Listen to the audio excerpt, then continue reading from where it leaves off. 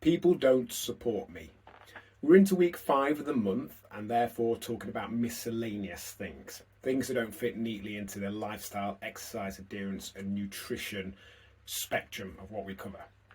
And this week I'm going to cover 5 situations that you may have encountered, that people have expressed to me recently and many times over the years that they have, and how you might look at them differently, what you might do when those things arise.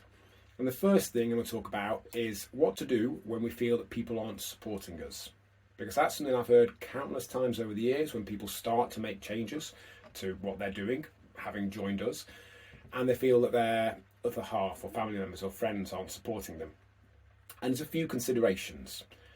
Firstly, sometimes the level of support we get from those around us is correlated to how consistently we've done what we've said we're going to do in the past.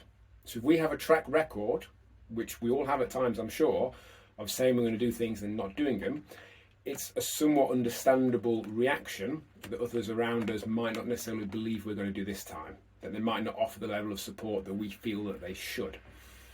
And the only way to say that to change that is to create a track record of doing what we said we would. To be realistic with proclamations of what we intend to do, and then just seeing through those things, no matter how much we might not feel like it, no matter how difficult it might get over time. The more of a track record we have of consistently doing what we said we would, the more people will likely support us. Secondly, it's often worth remembering that whilst it's nice to have and whilst it might help, it's not always completely necessary for people to support us. We can still do those things without support. Support, like motivation, is a nice to have in many situations. And thirdly, it's definitely worth remembering that support and challenge are the yin and yang of complementary opposites. Often in life we naively expect that we'll only have the more pleasant side of complementary opposite situations and emotions. We expect that we'll only ever feel happy and not sad, that things will only ever be easy. But actually that's not how life works. Support and challenge go together. A life without either of them doesn't actually work. If everyone constantly told us everything we were doing was brilliant and yeah, go for it, that wouldn't get us great results either.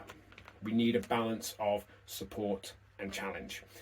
And sometimes when people challenge us or don't support us, it's useful and powerful and holds up a mirror perhaps to some of the things we're doing, maybe helps us ask questions. It's naive to not expect challenge. It's naive to expect support all the time.